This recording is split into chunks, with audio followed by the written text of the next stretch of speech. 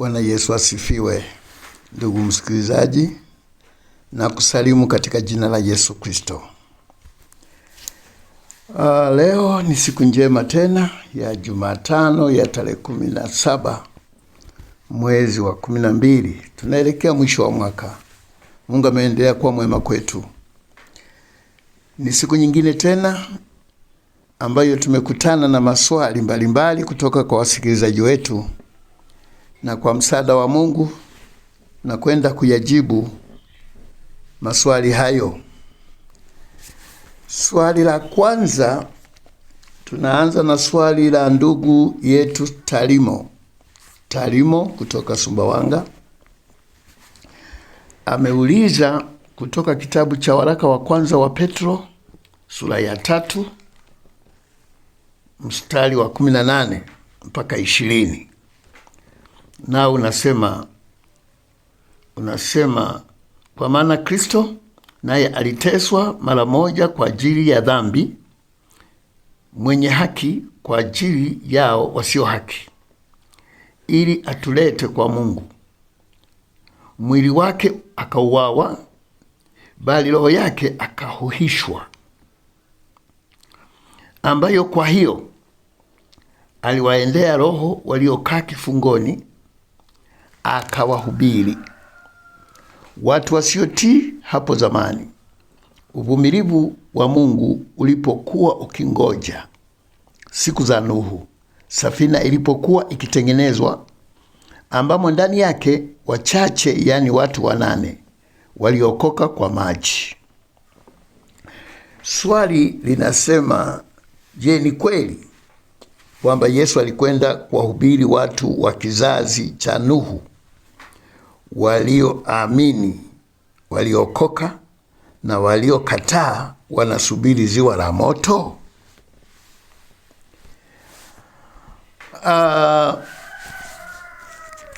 Kwanza tujue jambo hili kwamba Biblia inapoeleza, Biblia ina ujumbe mkubwa sana, lakini mambo mengi yameandikwa katika ufupi sana. Hayajaelezwa kila kitu.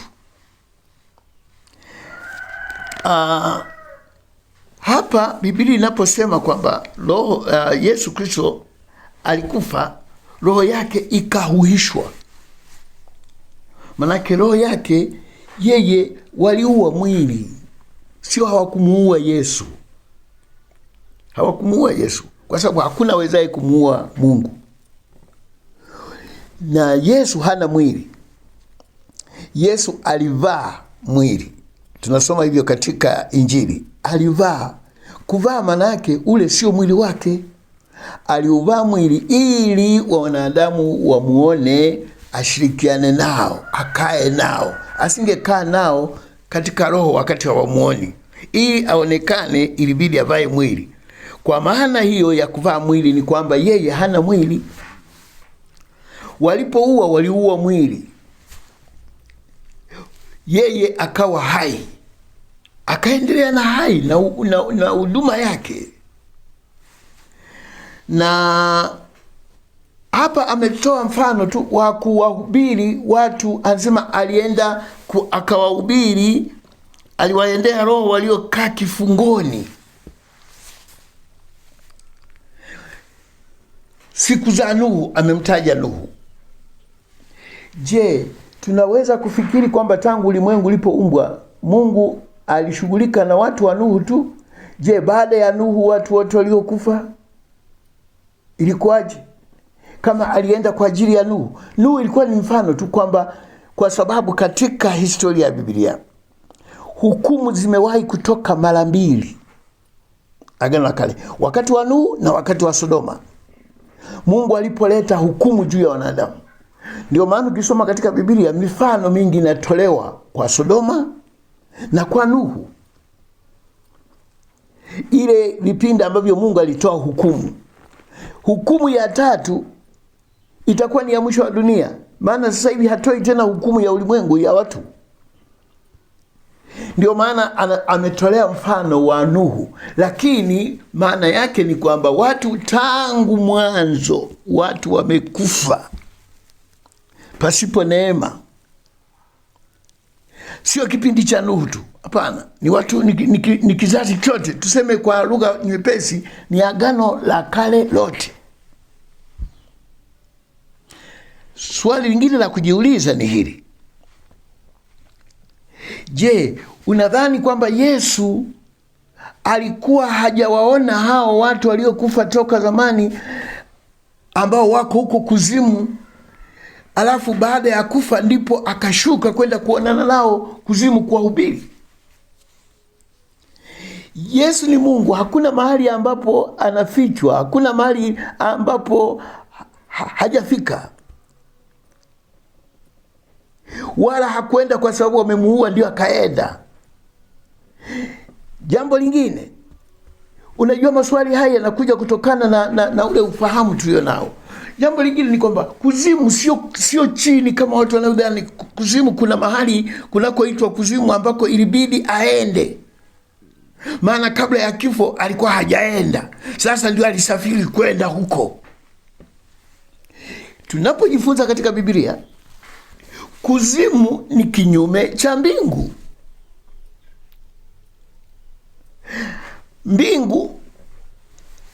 Mbingu zipo, ni katika ulimwengu wa kiroho, hatuzioni, zipo.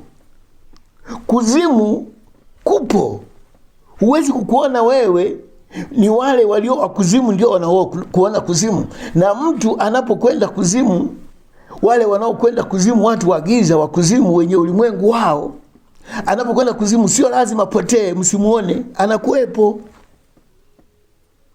Watu wanasafiri wanakwenda kuzimu, wamewahi kupotea kwamba fulani amehadimika, hatumuoni kwa sababu alienda kuzimu. Kwani kuzimu wanasafiri wanaondokaga na mili kwenda kuzimu? Ni mambo ya roho. Kwenda mbinguni, kwenda katika ulimwengu wa roho, kwenda kuonana na Mungu. Kwani mtu anasafiri, anapotea, anahadimika, alafu aseme sikuwepo, nilikuwa mbinguni, au nilienda ulimwengu wa kiroho, nilikuwa kwenye mbingu, ndio maana hamkuniona? Hapana. Mbingu na kuzimu ni opposite. Sasa Biblia ina misamiati mingi, tajiri wa misamiati, natumia maneno mengi. Baada ya kusema kuzimu, amesema kifungoni. Aliwaendea walio kifungoni, wale waliokufa bila Yesu. Sio kwamba aliwaendea, alienda sasa, alisafiri, alienda. Ni kwamba muda wao wa ukombozi ulikuwa bado, ulikuwa nasubiri kipindi cha Yesu. Dunia ya walio hai ilikuwa inamsubiri Yesu afe aukomboe ulimwengu wa walio hai, na kipindi hicho aukomboe ulimwengu wa walio gizani, waliokufa katika dhambi. Kwa hiyo ukombozi wa Yesu ulifanya katika eneo lote la walio hai na waliokufa. Ndio maana yake ukombozi wa Yesu ulikuja kwa walio hai na waliokufa. Na walio hai alikuja kuwakomboa wote. Lakini je, wote wameokoka? Yesu alitoa msamaha kwa ulimwengu wote, uwasamehe. Leo mtu anapookoka haendi kumbembeleza Yesu, kusema naomba unisamehe, naomba unisamehe maana nikosea, alafu Yesu akakata. Yesu alikwisha kutoa msamaha. Mwanadamu anapokwenda kwa Yesu anaenda kuupokea msamaha uliokwisha kutolewa. Msamaha ulitolewa, wengine tumeupokea, wengine hawajaupokea. Tunawaalika waje waupokee. Yesu alishatoa msamaha. Hata waliokufa, kuna waliopokea na wasiopokea, na wanaendelea kupokea kwa sababu Yesu Kristo anavyotenda kazi. Unajua kwamba watu waliokufa hawajafa, wapo, ni miili iliyokufa, na Yesu hakusafiri kwenda mahali. Ukombozi wake ulikuwa ni wa kukomboa ulimwengu. Ulimwengu maana yake nini? Ilikuwa ni kukomboa, wa Kiingereza wanaruga neno zuri zaidi, universe. Universe ni kwamba walio hai na wasio kwa hai. Ndio maana aliwaendea, sio kwamba alisafiri. Ukombozi wake ulifanya kazi kwa walio hai na kwa wasio hai, kwa sababu walikuwa wanasubiri kipindi hiki tunachokisubiri sisi. Ulimwengu walio hai wanamsubiri Yesu alete ukombozi, na wale wa kuzimu walikuwa wanasubiri muda ulikuwa haujafika wa kuleta ukombozi. Ukombozi ulipomwagwa katika ulimwengu, ulimwagwa mpaka kwa waliokufa. Swali, je, wengine waliokoka, wengine alafu wengine walikataa, wanaendelea kusubiri hukumu? Biblia haijasema vitu vyote hivyo, ila mimi naamini neno hili. Ukisoma katika Matendo inasema, Matendo 17, labda nisome Matendo 17. Kuna mstari tunausoma hivi, mstari wa 30. Basi zamani zile za ujinga Mungu alijifanya kama hazioni. Zamani za ujinga ni zipi? Ambazo ukombozi wa Yesu ulikuwa haupo, neema ya Yesu ilikuwa haijaja. Alijifanya hazioni, watu wamekufa katika dhambi. Zamani zile alijifanya hazioni, bali sasa anawaagiza watu wote wa kila mahali watubu, kwa kuwa ameweka siku atakayowahukumu walimwengu kwa haki kwa mtu yule aliyemchagua, naye amewapa watu wote uthabiti wa mambo haya kwa kumfufua katika wafu. Hukumu, watu wengine wasema wengine wamehukumiwa, wengine bado. Hukumu ni moja tu ambayo Bwana alishaiweka, lakini zamani zilizopita Mungu alijifanya hazioni. Kwa hiyo hatuwezi kusema wako jehanamu, sijui wanahukumiwa au watahukumiwa. Mungu, hii neno kuwaendea walio hai, maana yake ilikuwa ni ukombozi wa kuzikomboa hata roho za wale waliokufa. Sasa kwamba kuna wengine walikataa, nani anajua? Biblia hapa haijasema. Petro anapozungumza hapa hajazungumza, alisema tu aliwaendea walio kifungoni akawahubiri. Haisemi wengine waliokoka, wengine walikataa. Hatusomi maelezo hayo, ni maelezo yanayokuja kwenye akili zetu, lakini Biblia imetuweka hapo. Basi tunapokwenda na kuchanganua mengine, inabidi tukisie, kwa sababu Biblia haijasema. Manake neema ya Yesu iliwaendea hata waliokufa. Sasa kuna waliokataa au kuna watu waliokubali, Biblia haijatuambia. Na sio kwamba alisafiri kuwaendea, maana yake kwamba muda ulifika, ulipofika kwa walio hai ulikuwa umefika na kwa waliokufa. Hilo nadhani nimejibu swali la ndugu yetu Tarimo. Swali lingine la ndugu Tarimo linasema katika Luka 17 mstari wa 37 pamoja na Mathayo 24 mstari wa 28, Yesu alisema ulipo mzoga ndipo watakapokutanika tai. Yesu alimaanisha nini? Yesu alimaanisha nini kusema ulipo mzoga ndipo watakapokutanika tai? Nikitumia lile neno la Luka 17 mstari wa 37, ukianzia mstari wa 26, Yesu anazungumza habari ya Nuhu. Anasema kama ilivyokuwa siku za Nuhu ndivyo itakavyokuwa siku zake mwana wa Adamu. Walikuwa wakila na kunywa, walikuwa wakioa na kuolewa, hata siku ile Nuhu aliyoingia katika safina. Pia anaendelea kutoa kadhalika kwa Lutu. Mstari wa 30, hivyo ndivyo itakavyokuwa siku ile atakayofunuliwa mwana wa Adamu. Tunasema ni maneno ya malinganisho, comparison, malinganisho. Kama ilivyokuwa kwa Nuhu, kama ilivyokuwa kwa Lutu, ndivyo itakavyokuwa wakati wa kuja kwake Yesu. Hivyo ndivyo itakavyokuwa. Malinganisho haya yanasemaje? Je, wakati wa Nuhu siku ilipofika, Wengine wakaingia katika safina, wengine wakabaki. Waliobaki waliendelea kuishi? Hapana. Je, Yesu atakapochukua watu wake, wale walio watakaoshindwa kukwenda mbele za Bwana, wataendelea kuishi? Hapana. Siku ilipofika, kuna watu waliokoka, walikata shauri na kuokoka? Hapana. Muda ulipofika, milango ilifungwa, hakuna aliokoka. Wakati wa Lutu, moto ulipowashwa kutoka mbinguni, kuna watu waliokoka? Kuna watu waliendelea kuishi? Hapana. Je, wakati wa Yesu atawanyakua wengine waendelee kuishi? Hapana. Haya ndiyo malinganisho. Kuna watu watapata nafasi tena ya kurekebisha mambo yao ili wapate neema? Hapana. Mlango umefungwa, ndivyo itakavyokuwa. Ukienda mstari wa 30 na 4, usiku huo wawili watakuwa katika kitanda kimoja, mmoja atwaliwa, mmoja achwa. Wanawake wawili watakuwa wakisaga, mmoja atwaliwa, mmoja achwa.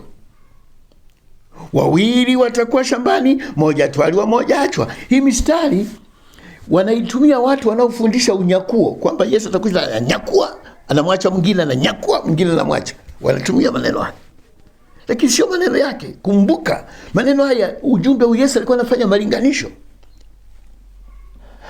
Hayahusiani na unyakuo. Je, tunalinganishaje?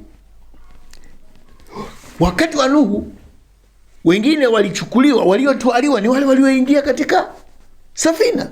Walioachwa, nini kiliwapata?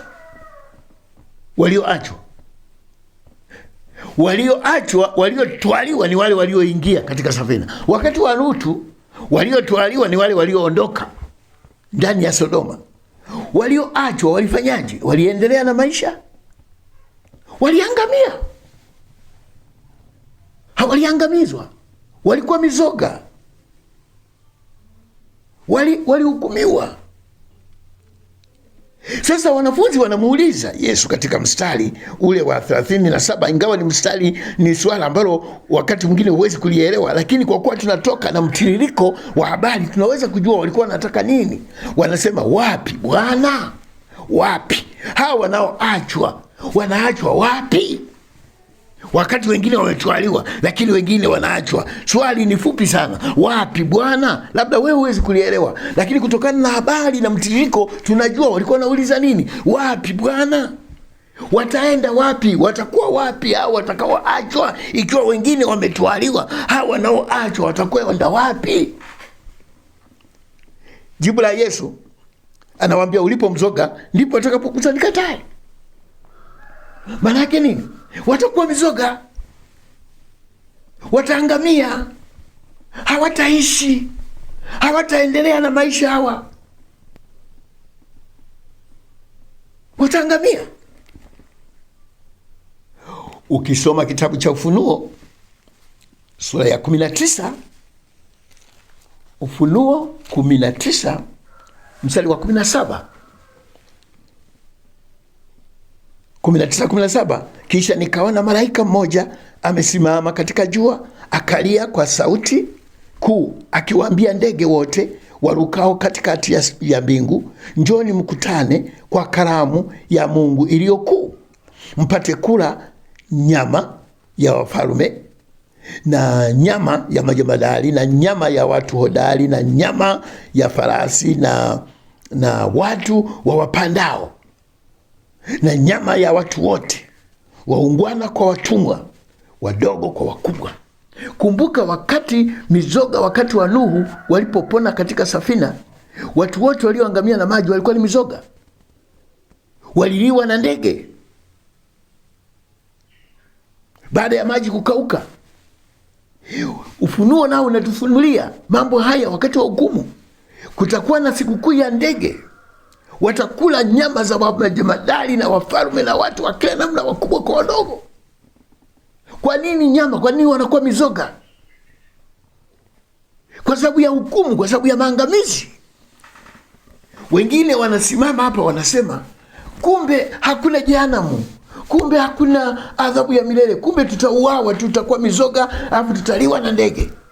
Nimekwambia Biblia ni tajiri ya misamiati, natumia mifano mingi sana. Biblia ukisoma, usiwe mjinga wa kusimamia upande mmoja tu na neno moja, usipanuke. Biblia inasema watu watatupwa jehanamu, watu watatupwa katika ziwa la moto, watu watatupwa katika tanuru ya moto, watu watatupwa kwenye giza la nje, watu watatengwa, watu wataangamizwa. Maandiko mengine yanasema watauawa, maandiko mengine yanasema watapata aibu. Sasa unaishika lipi? Mtu fulani anasema kumbe tutauawa tu. Na la kutupwa kwenye ziwa unaliweka wapi? Na kutupwa kwenye tanuru unaliweka wapi? Na la jehanamu unaliweka wapi? Na la kupata aibu unaliweka wapi? Maneno haya yote, hukumu ya Mungu inaelezwa kwa lugha na maelekezo ya namna nyingi, kwa semi za namna nyingi. Hukumu ni moja. Sasa watu wanashikilia neno moja, jehanamu, moto wa milele. Ukimuuliza, na watakao tupwa kwenye giza ndio nani? Na watakao uawa ndio nani? Wengine watauawa, wengine watakuwa jehanamu, wengine watakuwa kwenye ziwa, wengine watakuwa kwenye tanuru, wengine watapata aibu, wengine watatengwa. Hapana, ni maelezo yanayotumia lugha nyingi juu ya jambo moja, kuelezea hasira ya Mungu juu ya watenda mabaya, kwamba kuna hukumu. Neno hapa la msingi ni kwamba watenda dhambi wote kuna hukumu. Lakini ukishikilia moja unayoijua wewe, huwezi kupata maana sahihi ya Biblia. Kwa hiyo haya maneno ulipomzoga ndipo watakutanika tai. Yesu alikuwa na maana na kwamba wale watakaoachwa wataangamizwa, ndio maana yake, wataangamizwa. Swali lingine la ndugu Tarimo ameuliza, dhambi ya mauti na isiyo ya mauti ni ipi? Kutoka katika waraka wa Yohana wa kwanza sura ya 5. Waraka wa kwanza wa Yohana sura ya 5 mstari wa 16 unasema, na mtu akimwona ndugu yake anatenda dhambi isiyo ya mauti ataomba, na Mungu atampa uzima kwa ajili ya hao watendao dhambi isiyo ya mauti. Iko dhambi iliyo ya mauti. Sisemi ya kwamba ataomba kwa ajili ya hiyo. Kila lisilo la haki ni dhambi, na dhambi iko isiyo ya mauti. Jambo hili niwahi kufundisha nyuma. Katika maswali yako ndugu Tarimo umeunganisha na Waebrania 6 mstari wa 4 mpaka wa 6. Waebrania anaeleza, unaporudi katika Waebrania 6 ule mstari wa 4 ambao unasema, kwa maana hao waliokwisha kupewa nuru na kukionja kipawa cha mbinguni na kufanya washirika wa Roho Mtakatifu na kulionja neno zuri la Mungu na nguvu za zamani zijazo, wakaanguka baada ya hayo, haiwezekani kuwafanya upya tena hata wakatubu, kwa kuwa wamsulubisha mwana wa Mungu mara ya pili kwa nafsi zao na kumfedhei kwa dhahiri. Wanamfedhei, wanamsulubisha, wanafanya mabaya. Hawatapata nafasi tena sio rahisi kuwarejesha tena upya. Sasa nikwambie hivi kwamba dhambi ya mauti imeelezwa kwa namna nyingi katika Biblia. Ni hiyo moja. Imeanza na Yesu. Yesu katika Mathayo amesema, atakaye mkufuru Roho hatasamehewa. Atakaye mkufuru Roho hatasamehewa, katika Mathayo 12. Ni dhambi hiyo ya kumkufuru Roho. Yohana anaieleza katika waraka wake, anasema ni dhambi ya mauti. Hiyo ni dhambi ya mauti. Ni dhambi hiyo ambayo katika Waebrania tunasoma ni vigumu kumrejesha upya, maana kwa makusudi kwanza ameonja kipawa cha Mungu, amefurahia baraka za Mungu, ameonja uzuri wa Mungu na nguvu zake za Mungu zimekaa ndani yake, alafu anaziacha, anazidharau, anafedhei, anarudi katika dhambi na kukanyaga na kudharau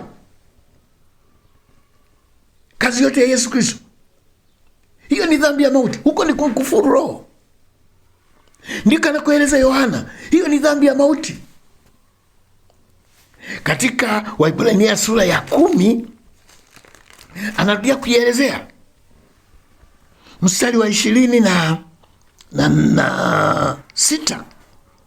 maana kama tukifanya dhambi kusudi baada ya kupokea ujuzi wa ile kweli, tumeshapokea ujuzi alafu tunaanguka kusudi, tunatenda dhambi kwa makusudi, haibaki tena dhabihu kwa ajili ya dhambi.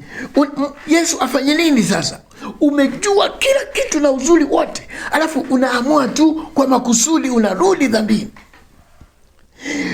Unangojea neema gani tena, dhabihu gani tena itolewe kwa ajili yako? Bali kuna kuitazamia hukumu kwenye kutisha na ukali wa moto ulio tayari kuwala wapingao. Mstari wa 29, mwaonaje? Haikumpasa adhabu iliyo kubwa zaidi mtu yule aliyemkanyaga mwana wa Mungu na kuihesabu damu ya agano aliyotakaswa kwayo kuwa ni kitu ovyo na kumfanyia jeuri Roho wa neema? Hii ndio dhambi ya kumkufuru Roho, ambayo Yohana anasema ni dhambi ya mauti. Yesu alisema ni kumkufuru Roho. Paulo ameeleza mahali pengine katika kitabu cha Timotheo ya kwanza 5, anaieleza dhambi hii ya mauti pia jinsi ilivyo. Mstari wa 24 anasema dhambi za watu wengine zi dhahiri, dhambi za watu wengine zi dhahiri, zatangulia kwenda hukumuni, wengine dhambi zao za wafuata. Kuna dhambi za aina mbili. Wengine dhambi zimewatangulia mbele, wanazifuata, zinawapeleka hukumuni. Kuna wengine wanatembea dhambi zinawafuata nyuma. Dhambi zinazowafuata nyuma sio dhambi ya mauti. Wengine wametawaliwa na dhambi, zimewaongoza, zinawapeleka. Hiyo ni dhambi ya mauti, dhambi ya makusudi, dhambi ya kumkebei yule aliyekuokoa. Unarudi dhambini kwa makusudi. Umeonja kipawa, umejazwa na nguvu za Mungu, umelijua neno la Mungu, umefanya mambo yote, alafu unaamua kurudi. Dhambi ya mauti.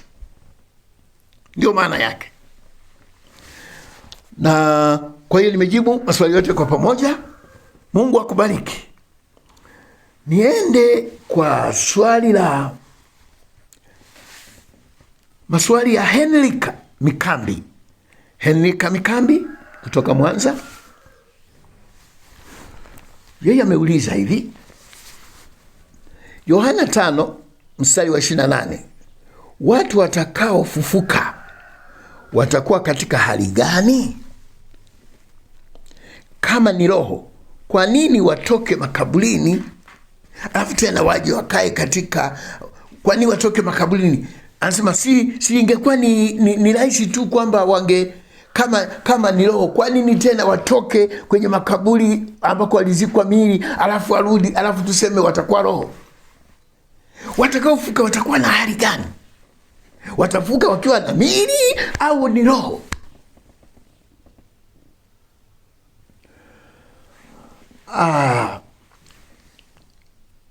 Niseme hivi, mwili uliumbwa kwa ajili ya ulimwengu, kwa dunia. Miili tuliyo nayo ni kwa ajili ya dunia. Roho ni kwa ajili ya mbingu. Mwili haukuumbwa kwa ajili ya mbingu. Mwili uliumbwa kwa ajili ya dunia. Ndio maana tunazikwa. Wewe ni mavumbi, katika mavumbi utarudi. Biblia inaposema kufufuka ni urejesho.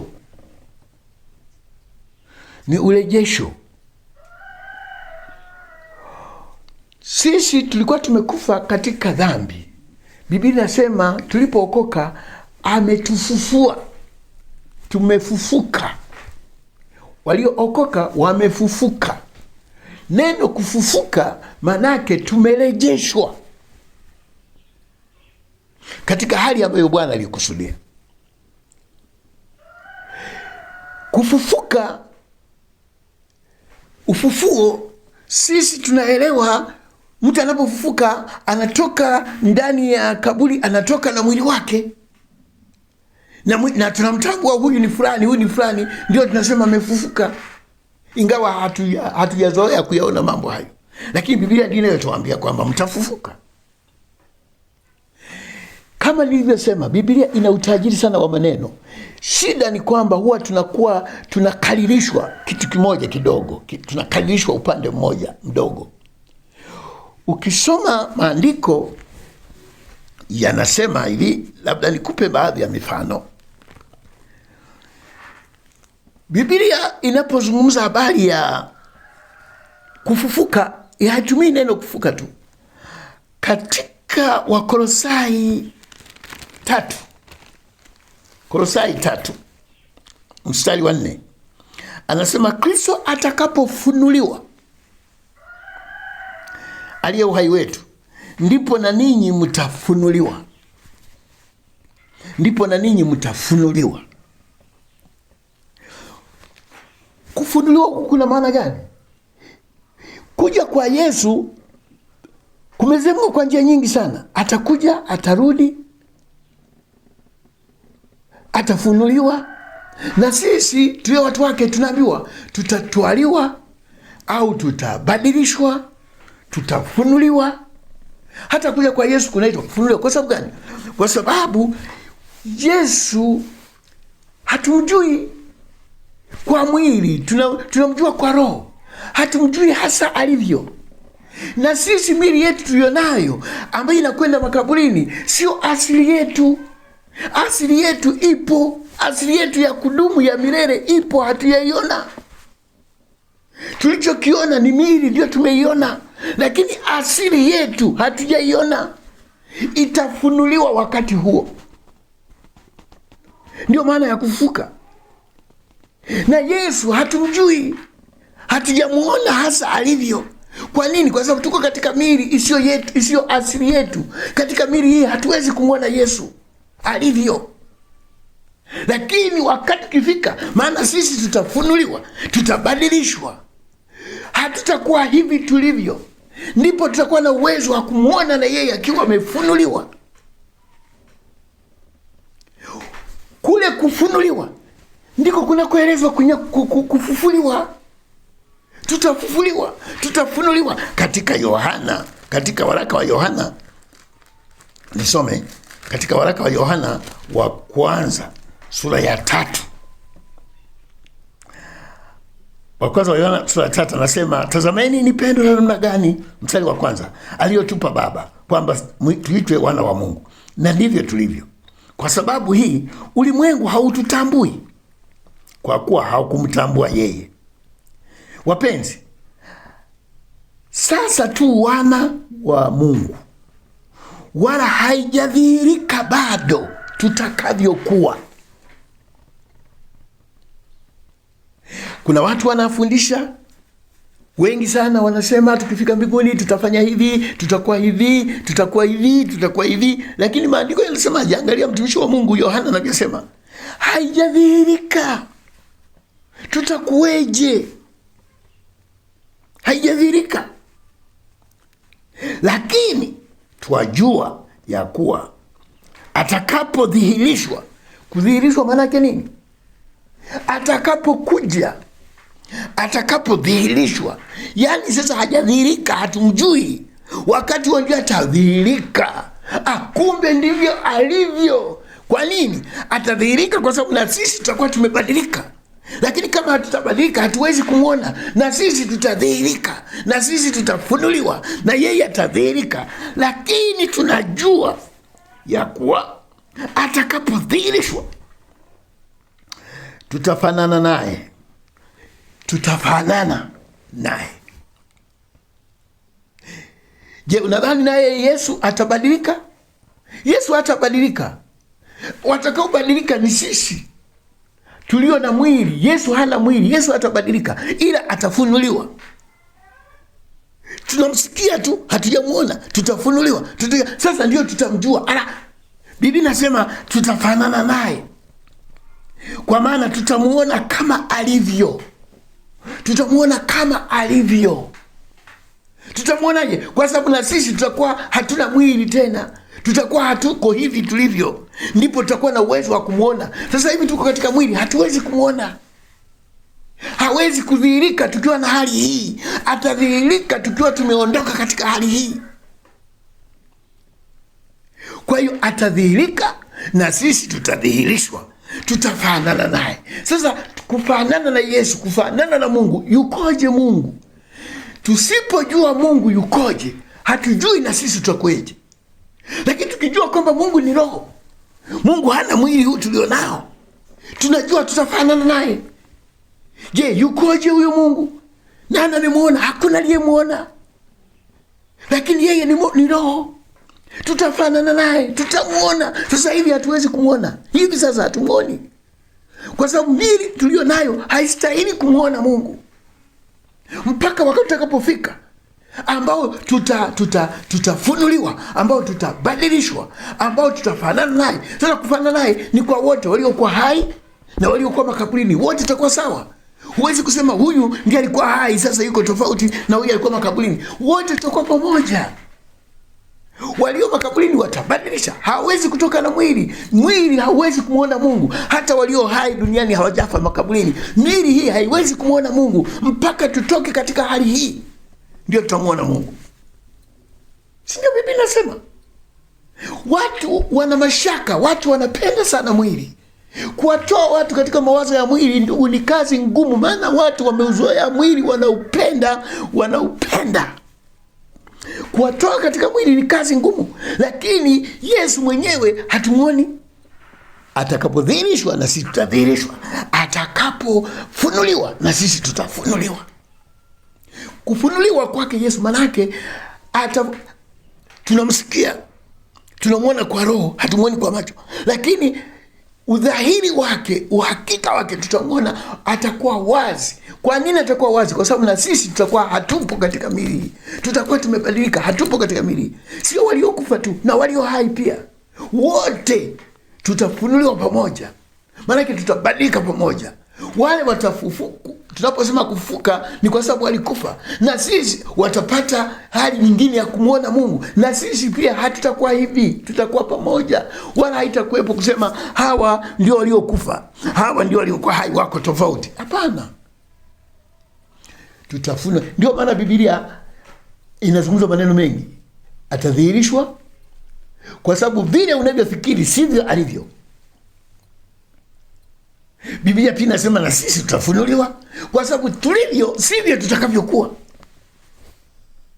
Hali ile tutakayokuwa nayo ya milele haijafunuliwa, haijadhihirika. Itafunuliwa wakati huo. Ndio maana yake watu wanapenda mwili. Hata Yesu anataka kumfanya aonekane kama mwili. Hebu nisome Korintho ya pili sura ya 5, nipate mstari mmoja pale. Korintho ya pili mstari wa 5, mstari wa 16. Korintho ya pili sura ya 5 mstari wa 16 unasema, nianzie 15 na 16. Tena alikufa kwa ajili ya wote, ili walio hai wasiwe hai tena kwa ajili ya nafsi zao wenyewe, bali kwa ajili yake yeye aliyekufa akafufuka kwa ajili yao. 16. Hata imekuwa sisi tangu sasa hatumjui mtu awaye yote kwa jinsi ya mwili, ingawa sisi tumemtambua Kristo kwa jinsi ya mwili, lakini sasa hatumtambui hivi tena. Hawa ni mitume waliomuona Yesu kwa macho, walimtambua Yesu kwa macho. Yesu alikufa, aliondoka, lakini sasa hatuwezi kumtambua tena Yesu kwa mwili. hatumtambui hivyo, hatumjui hivyo, maana hakuwa hivyo, maana ule mwili haukuwa wake. Hatumtambui tena kwa mwili. Watu wanasema atakuja na mwili tena, tutamuona na alama za misumari, tutamgusa, tutasema huyu ndiye aliye. Ndivyo watu wanasema. Wanachukua maneno, hawajui yale maneno yameandikwa, ni unabii uliotabiriwa na manabii kwamba Yesu atafuka na watu wataona alama za misumari na kuchomwa, watamtazama yule waliyemchoma. Hawajui ule unabii ulikuwa unazungumza lini. Wao wanauchukua, wanasema tukifika mbinguni tutamtazama, tutamuona na misumari na alama, maana wanadhani atakuwa na mwili ule ule. Biblia inasema hatuwezi kumtambua Mungu kwa mwili. Ingawa tulimfahamu sisi, tulimuona, lakini sasa sivyo hivyo. Je, kuhusu sisi tulio wanadamu? Korintho hiyo ya pili 5 mstari wa kwanza unasema, kwa maana twajua ya kuwa nyumba ya maskani yetu iliyo ya dunia ikiharibiwa. Nyumba ni mwili, ni mili yetu. Ikiharibiwa, hii mili itaharibiwa hii. Tunalo jengo litokalo kwa Mungu, nyumba isiyofanywa kwa mikono, iliyo ya milele mbinguni.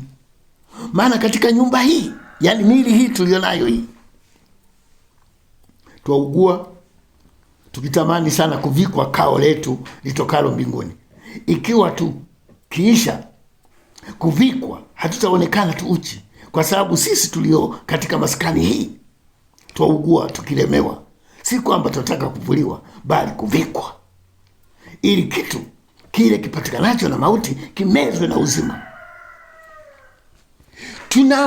Tuna mwili huu ambao lazima uondoke. Hii mili hii ni maskani hii ambayo roho inakaa ndani yake, lazima iondoke. Sasa hatuendi sasa tutavuliwa, tutavikwa. Tunachongojea ni kuvikwa. Sasa watu wanasema kuvikwa maana yake tutavaa miili mingine ambayo itakuwa hivi, itakuwa inakula, inatembea, ila itakuwa haifi, itakuwa haiugui. Biblia inasema miili ya mbinguni. Katika Korintho ya kwanza nasema tutakuwa na miili ya mbinguni. Miili ya mbinguni maana yake nini? Ni Kiswahili pia kinatusumbua. Miili ya mbinguni maana yake miili ya kiroho. Kiroho maana yake nini? Kiroho ni kitu kisichoshikika, kisichoonekana kwa macho ya nyama. Sasa unasemaje tutavikwa miili hii alafu itakuwa haifi, itakuwa haiugui, tutakuwa tunatembea, tunaongea? Unapata wapi? Biblia inaposema hapa, nasema katika sura hiyo ambayo nimesoma, sura ile ya 5, anamalizia kwa kusema mstari wa 8, mstari wa 6, basi siku zote tuna moyo mkuu, tena tunajua ya kuwa wakati tuwapo hapa katika mwili tunakaa mbali na Bwana, maana tunaenda kwa imani, si kwa kuona. Lakini tuna moyo mkuu, nasi tunaona ni afadhali kutokuwamo katika mwili na kukaa pamoja na Bwana. Yani kinachotuzuia tusimuone Bwana, tusikae na Bwana, tusimuone Bwana, ni kwa sababu tuko kwenye mwili. Tunaona ni afadhali tutoke katika mwili ili tuwe pamoja na Bwana, tumuone Bwana. Kwa nini? Kizuizi kikubwa cha kumuona Mungu, kizuizi kikubwa cha kukaa pamoja na Bwana ni mwili ulionao. Ni mwili ulionao. Na tunachongojea ni kuvuliwa mwili. Je, tukivuliwa mwili tutavikwa mwili mwingine uliokuwa kizuizi? Je, Mungu ana mwili tutakayefanana naye? Ana mwili wa aina gani? Unaujua? Kama hatujui, huko tunakwenda mbali kujipoteza. Jambo moja la msingi ni kwamba tutafanana naye. Tutafanana naye. Najaribu kueleza haya, ufufuo huu unanipa maelezo marefu, kwa sababu kuna dhana iliyojengeka ya ufufuo kwamba miili itatoka tena makaburini, itainuka tena, itakuja watu wale tuliowajua. Ndio maana tuna matumaini kwamba tutawaona tena, tutaona amekwetu, tutamuona tena. Watu wana matumaini hayo kwamba ni miili hii inakwenda tena itarudi. Hapana, miili ni ya duniani, miili ni ya udongo. Miili ya udongo, miili itarudi katika udongo, haiwezi kurudi kwenda mbinguni. Katika Korintho hiyo hiyo kuna maandiko mengi sana, nachukua muda mrefu kwa sababu nina maswali mengi, lakini hebu nihitimishe kwa hili. Mambo mengi sana. Nihitimishe kwa haraka kwa hili. Katika Korintho ya kwanza 15, Korintho ya kwanza 15 ule mstari wa 50, ndugu zangu nisemayo ni haya, ya kwamba nyama na damu haziwezi kurithi ufalme wa Mungu. Haziwezi nyama na damu na nyama na miili hii, haiwezi. Wala uharibifu kurithi kutokuharibika. Angalieni nawaambia ninyi siri, hatutalala sote, lakini sote tutabadilika. Hatutalala sote. Kulala manake ni kufa. Sio wote tutakufa, hapana. Wengine watakufa, wengine watakutwa hai. Pamoja na kwamba wengine watakuwa hai, wengine watakuwa wamekufa, ila kubadilishwa ni kwa wote. Kulala sio kwa wote, lakini kubadilika ni kwa wote. Unaona? Kulala au kufa sio kwa wote, maana wengine watakutwa wako hai, lakini kubadilika ni kwa wote, waliokufa na walio hai. Unaiona hiyo siri? Sote tutabadilika. Tena kwa dakika moja, kufumba na kufumbua. Hili kitendo cha kufumba na kufumbua, mabadiliko ya kufumba na kufumbua ndio yanayoitwa unyakuo katika Biblia. Ni kama kunyakua kitu, kwa kufumba na kufumbua kitu kimebadilika. Sasa watu wanasema tutanyakuliwa miili kwenda juu.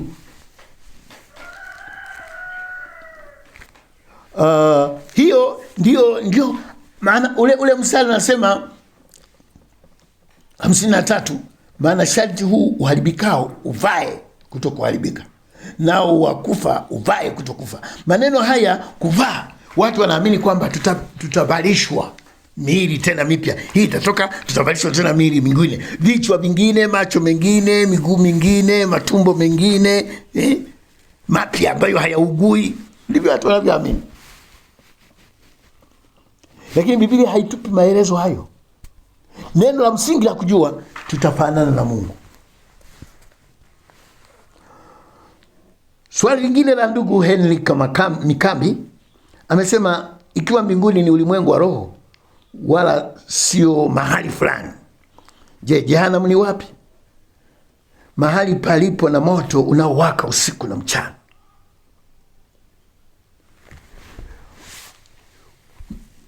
Mbinguni ni ulimwengu wa kiroho. Tunaposema kiroho, maana yake ni kitu kisichoonekana. Kwa maana sisi tulio wa mwili hakuna kitu tutakachokiona. Hata jehanamu hatuwezi kuiona. Sisi tuko kwenye mwili. Yaani mwili huu umetulimiti. Hatuwezi kuona jehanamu. Hatuwezi kuona mbingu kwa macho haya ya mwili. Hatuwezi kumuona Mungu kwa macho haya ya mwili. Hatuwezi kuona paradiso wala sijui nini wala nini. Hatuwezi kuona chochote. Lakini tutakapofunuliwa, mambo yote yatakuwa dhahiri. Ndio maana yake. Na sasa kama jehanamu ni ulimwengu wa kiroho, maana yake usioonekana, na jehanamu je? Sasa jehanamu tutaionaje?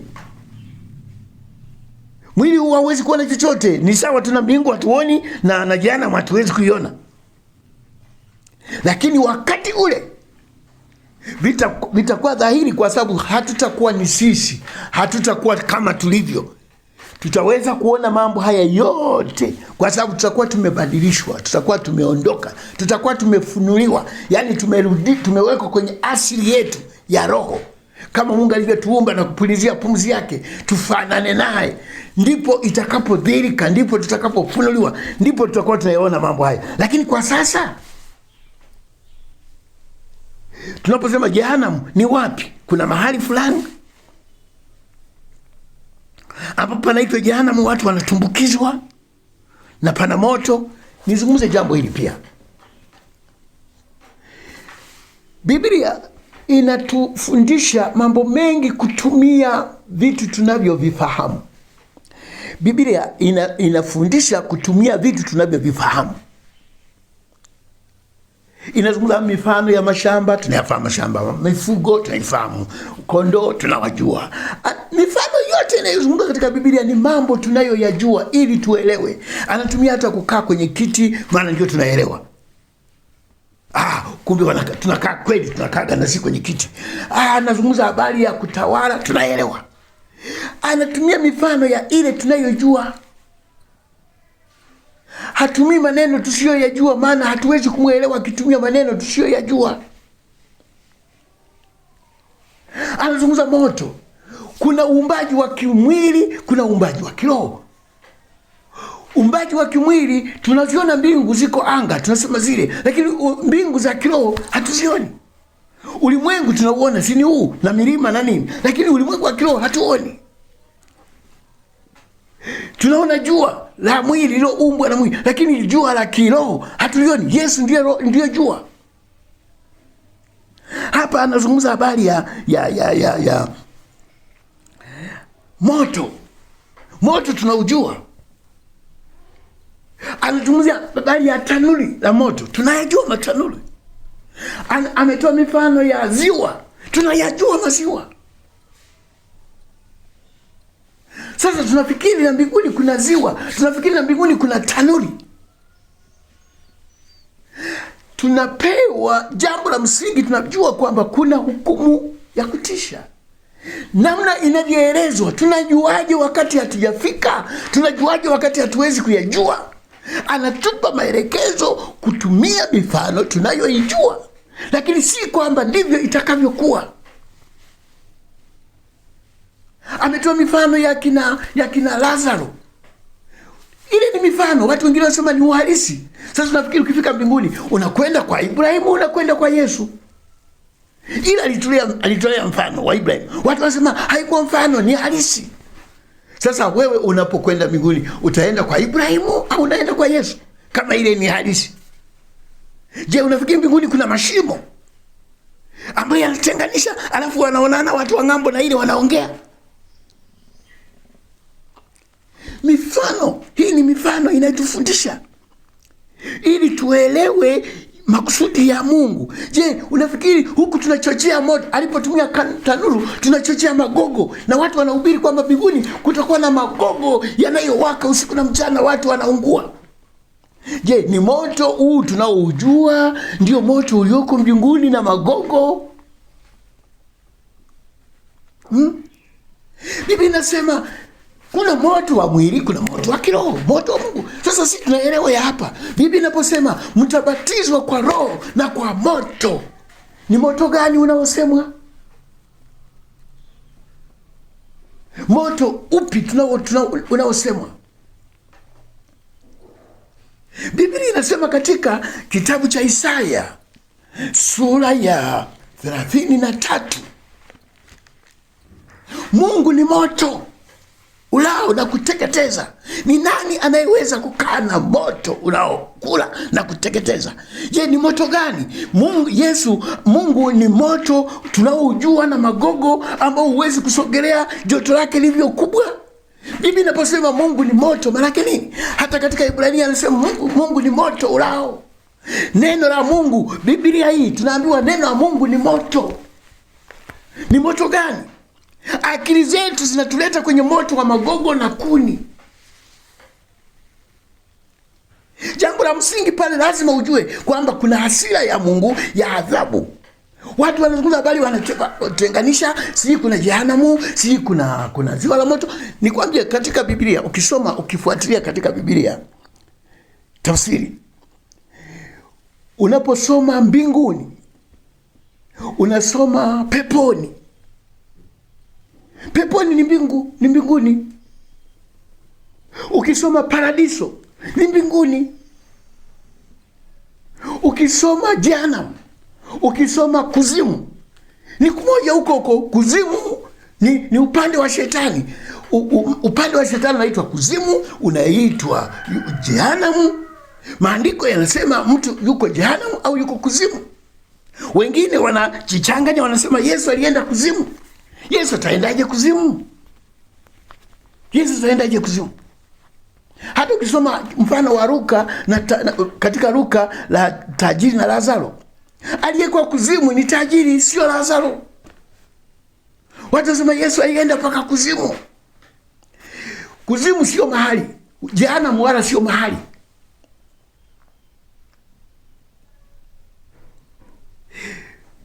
Unadhani dunia nzima ina mahali fulani panapoitwa jehanamu? Kwa hiyo watu wote wanaotoka dunia nzima wanakusanyika mahali fulani, au mbinguni ni mahali fulani palipojitenga, dunia nzima watu watakusanyika mahali fulani? Vitu hivi ni vya kiroho. Elewa, unapozungumza habari ya moto, unapozungumza habari ya mbingu, vitu hivi vinatumika kwa lugha tunayoweza kuielewa sisi, ili tusichanganyikiwe. Hebu nikupe andiko, mazungumzo ya Yesu na Nikodemu, sura ya 3 Yohana sura ya 3. Tuangalie yale maneno, mstari wa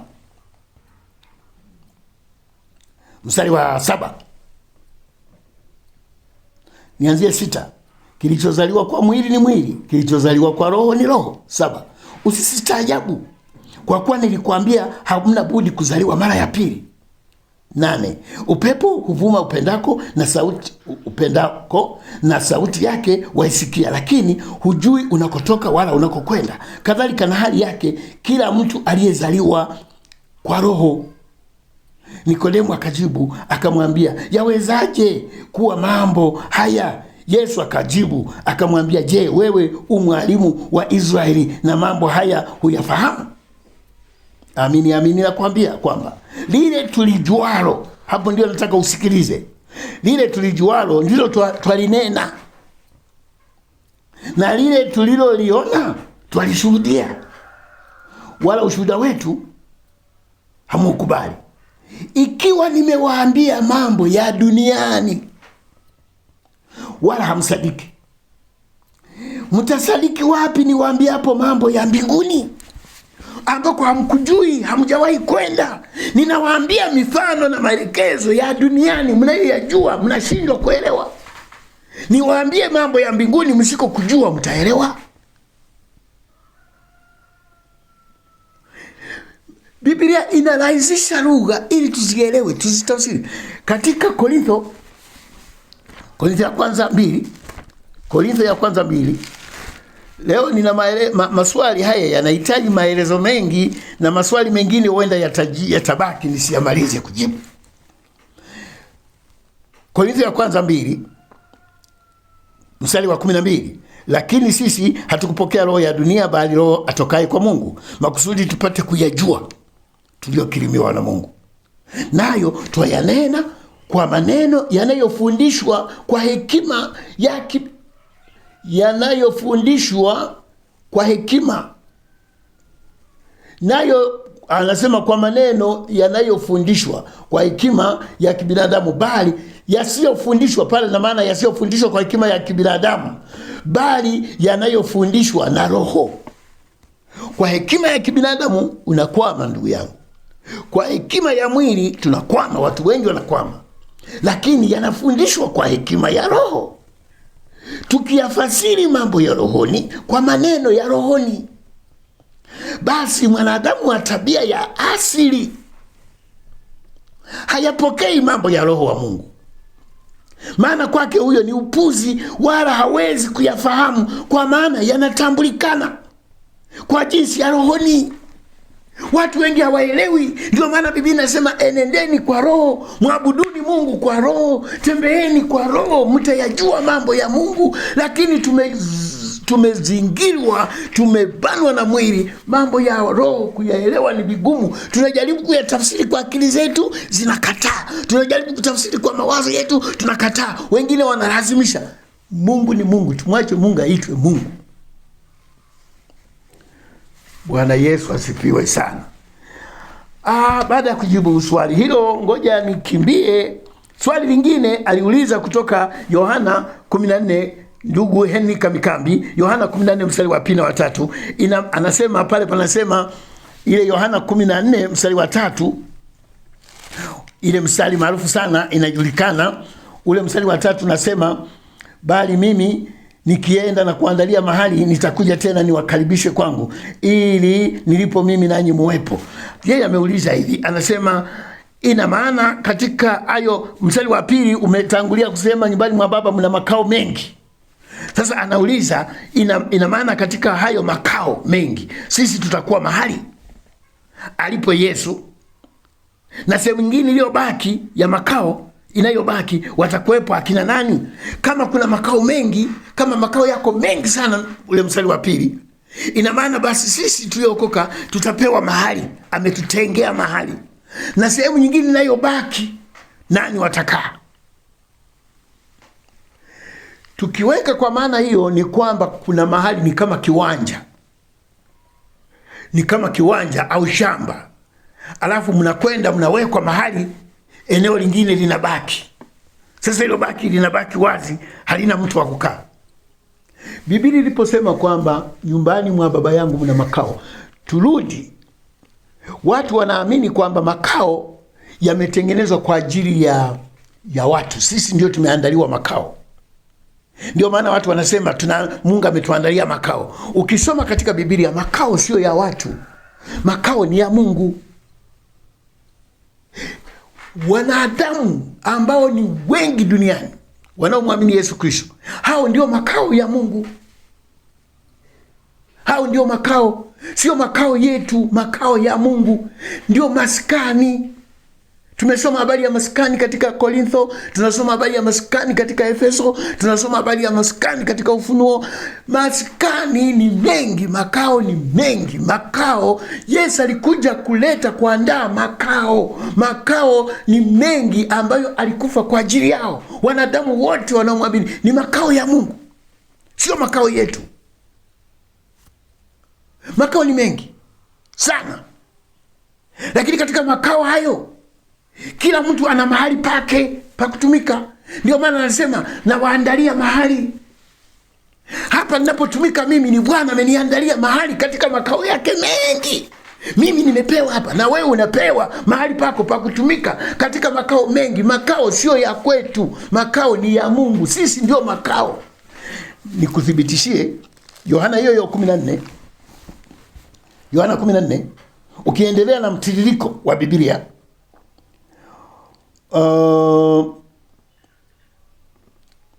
mstari wa 23, 14:23, Yesu akajibu akamwambia mtu akinipenda atalishika neno langu, na Baba yangu atampenda, basi tutakuja kwake na kufanya makao kwake. Sisi ndio tunakuja kufanya makao kwake, sio sisi tunaenda kufanya makao kwa Mungu. Mungu anakuja kufanya makao kwetu. Sisi ni nyumba, sisi ni maskani. Katika wokovu kuna makao mengi, lakini waliookoka anasema, ili pale nilipo nanyi muwepo, kuwe na mahusiano katika makao ya Mungu. Hivi hapa nipo, naamini Yesu yuko hapa. Yesu yuko hapa. Popote alipo Yesu, na mimi niwepo katika makao, na wewe ndio iwe shauku yako. Watu wanasema ni mbinguni ambako tutakwenda kuwa pamoja naye. Hapana, tunakuwa naye sasa popote alipo. Ukisoma Yohana 17:24 anasema, hao ulionipa nataka popote nilipo wawe pamoja nami. Popote nilipo wawe na mimi. Hata sasa Mungu anataka popote alipo tuwe pamoja naye, tuutazame utukufu wake, tuzione kazi zake, tushuhudie matendo yake, tumwabudu. Sasa anasema kama makao ni mengi, na sisi tumewekwa mahali alipo yeye, na sehemu iliyobaki nana nakaa. Hakuna kitu kama hicho, hakipo. Na hakuna makao ambayo yatakaa bure. Yaani unaposema makao yako bure, hayana mtu wa kukaa, ni kwamba ni wenye dhambi ndio sio makao ya Mungu. Lakini waliookoka wote ni makao ya Mungu. Dunia nzima yuko kila mahali, kila aliyeokoka Mungu amemfanya kuwa makao. Ni mengi.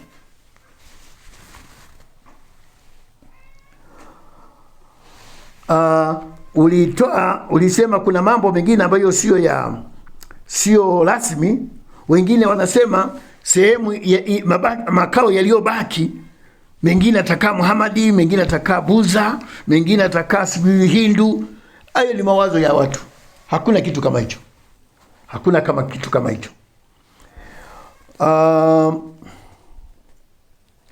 Nijibu swali la ndugu Upendo. Dakika zangu zimeenda sana, lakini nimalizie swali la ndugu Upendo, mengine nitayaacha. Nadhani nijibu maswali ya ndugu Upendo, mengine nayaacha kutokana na wakati.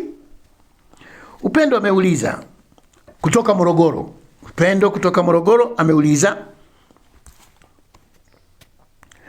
kama laana za mababu hazifuatilii watoto, laana za mababu hazifuatilii. Na ni kweli, kuna mafundisho watu wanafundisha kukomboa watu na laana za mababu, laana za wazazi, laana za ukoo. Hiyo ni biashara ndugu yangu, nakwambia hiyo ni biashara. Ni biashara, sio Mungu. Sio Mungu. Biblia inakataa, haisemi hivyo. Kwamba wewe upo hapo na unadumu kwenye laana, unarithi laana za wazazi. Mimi babu yangu alikuwa mchawi sana. Wala vitu hivyo hawezi kuingia kwangu. Hawezi kuingia kwangu.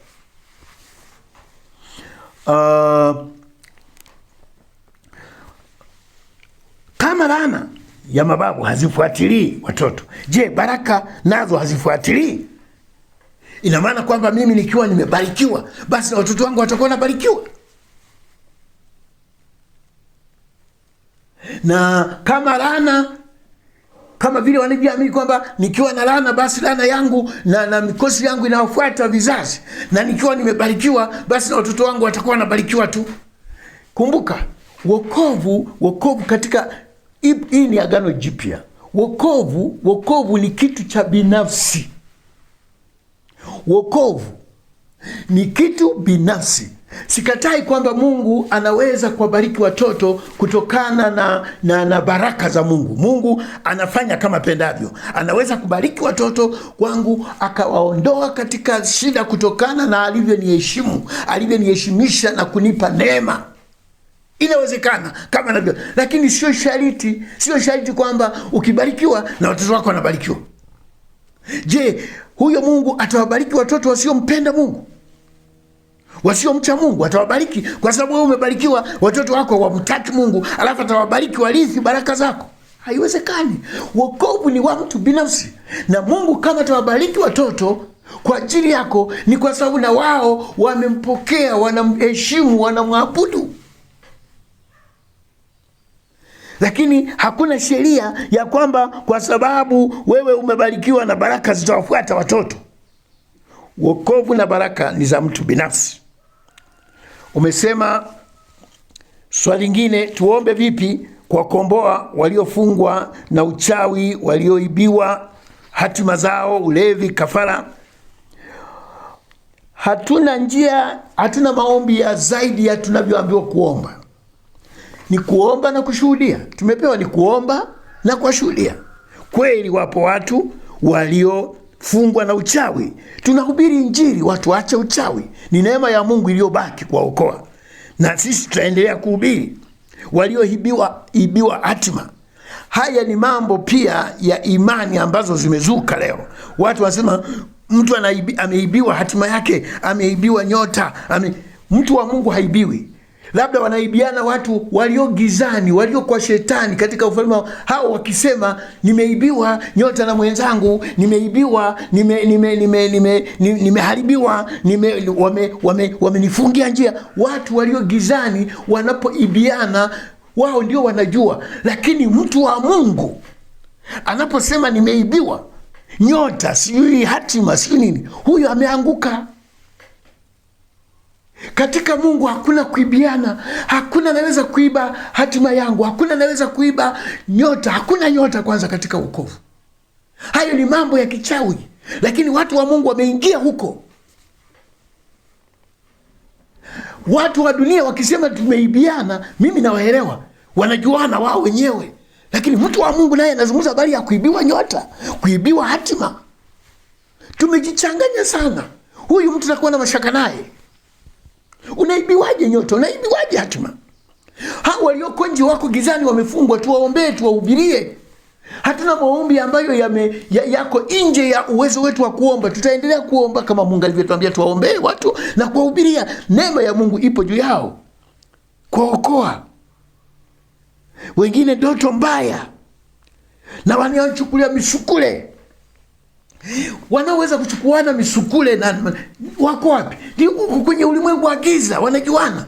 Sasa mtu wa Mungu unajuaje mambo ya misukule? Mtu wa Mungu kuchukuliwa misukule.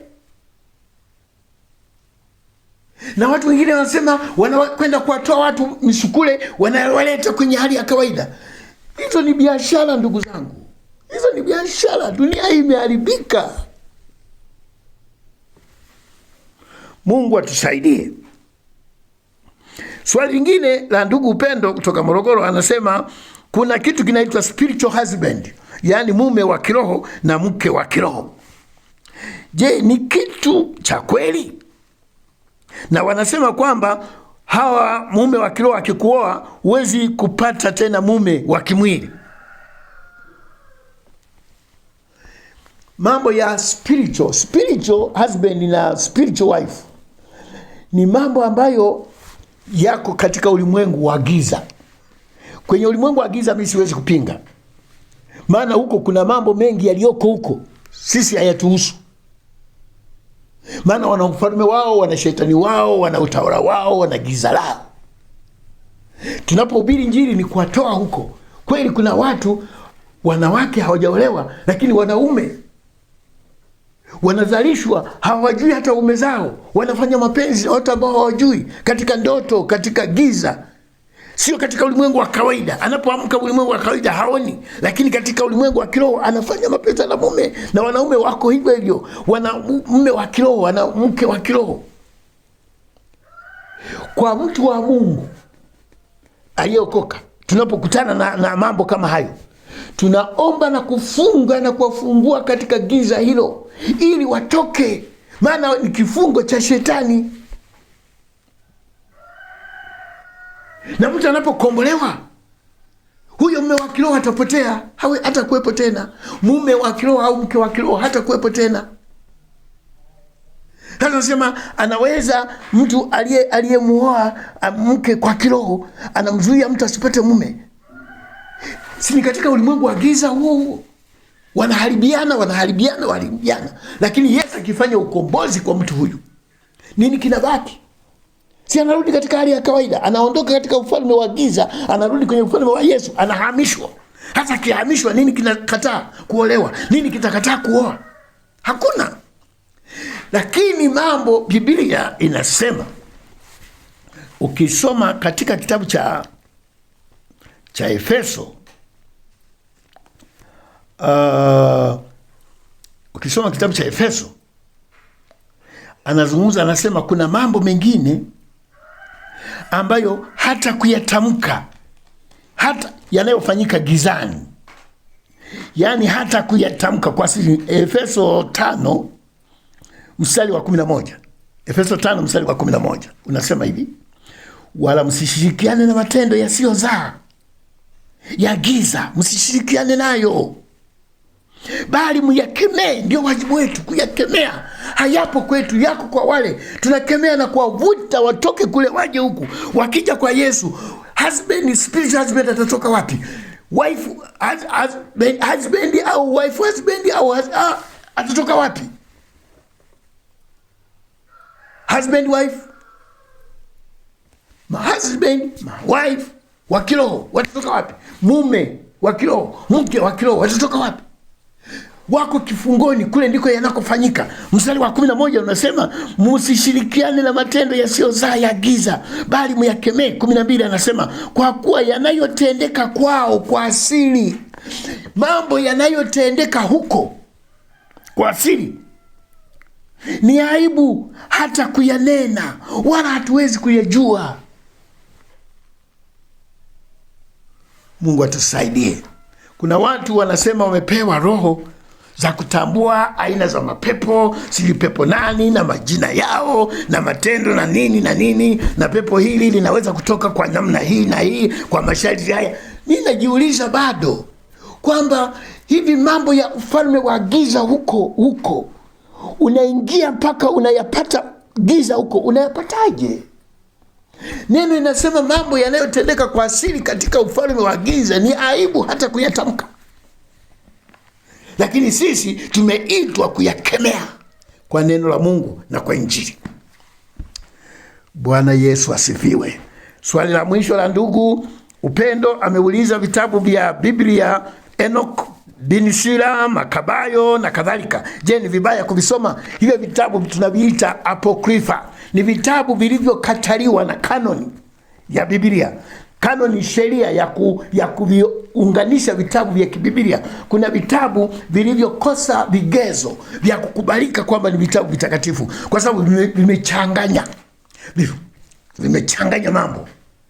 Kwa hiyo kulikuwa na kanoni, kulikuwa na sheria iliyokuwa inavipitisha vitabu kwamba hiki kimefaulu mtihani, kina pasi, kinaingia kwenye Biblia.